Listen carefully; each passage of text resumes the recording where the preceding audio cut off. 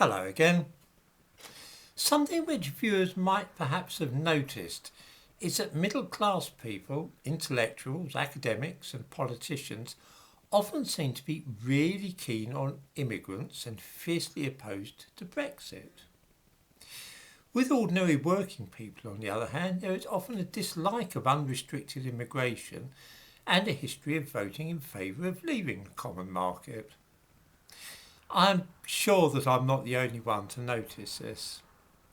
So, what is it that causes this division along class lines? One obvious difference is that middle class homeowners are more likely to be employing cleaners, au pairs, builders, plumbers, gardeners, and handymen. They cannot help but notice that the more foreigners there are in the country, the less they have to pay for the services of such people. A very large pool of cheap labour is very beneficial indeed if you're wanting to hire a cleaner or have an extension built on the back of your house.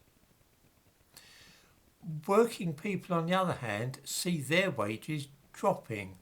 This is because without an endless supply of immigrants, whether from Poland or Africa, people would have to hire British workers.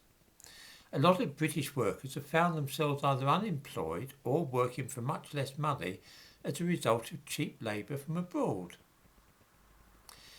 Of course, another reason for this differing perspective on the advantages of immigration is that middle class professionals don't live on housing estates in the London borough of Waltham Forest or Birmingham's Handsworth district.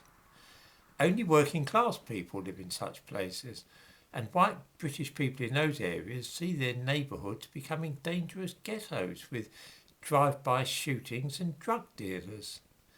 Their young daughters are accosted on the way home from school by men who mistake them for prostitutes. This does not tend to happen in well-to-do parts of London, such as Richmond, for example. We see at once how these two things together are likely to create different perspectives.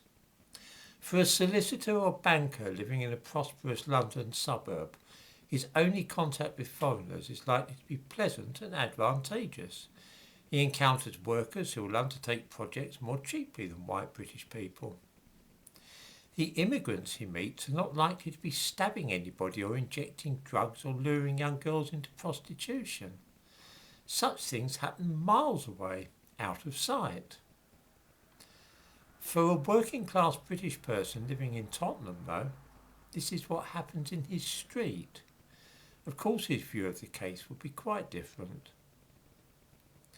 Precisely the same applies when thinking about the towns where hotels are crowded with asylum seekers, mainly young men who have nothing to do all day and so simply sit in a local park staring at girls. Another of those things which those living in gated estates or posh suburbs are not likely to have to put up with. Of course, the people who could really have an effect upon immigration, indeed they could halt it tomorrow if they really wanted to do so, are members of Parliament. There are two things which we have to remember about MPs, and the first is that, to use a vulgar expression, they all piss in the same pot. By this I mean that MPs have far more in common with other MPs than they do people like us. You see this in cross-party groups in which Tories and Labour Party people will all belong to a group concerned with Israel or a football team or something, and they all get along famously. They may yell at each other on the floor of the House, but that's just a pantomime. In reality, they're all in the same business and are part of the same scam. The second thing to remember when you are thinking about MPs is that there are very few working class MPs these days. Most of them are middle class professionals, and they live lives which are very different from those of people living on a housing estate in Hackney or in a rough part of Manchester. This wasn't so much the case a few years ago. In the description to this video I give a link to a document prepared by Parliament which gives the social background of MPs from 1979 up to the present day. And what a difference there is too. In 1979, 1 in 6 MPs, that's over 100, were formerly manual workers, including 30 or so who had been miners. Now, manual workers are down to just 3% in the current Parliament. 17% of MPs today give their previous jobs as politicians or political organisers. 1 in 6 of them used to be barristers or solicitors. These people have little in common with ordinary voters. They represent middle class interests, and as I remarked earlier, middle class people simply don't see a problem with immigration. They won't be living next door to a hostel for penniless Africans who have just come over on dinghies. And if they do live near an immigrant, it's likely to be a Chinese millionaire or a Hindu businessman. Of course they don't get it.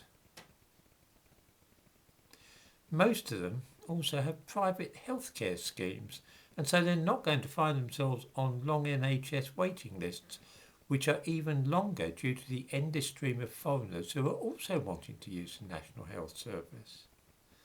Their lives are completely different to ours. I'm pretty sure this is why MPs are not too bothered about problems relating to immigration, rather than the fact that they belong to some sinister conspiracy run by Jews, the aim of which is to promote miscegenation and the destruction of the Anglo-Saxons as an ethnicity. I think the points that I have outlined briefly here probably explain what's happening in Parliament rather better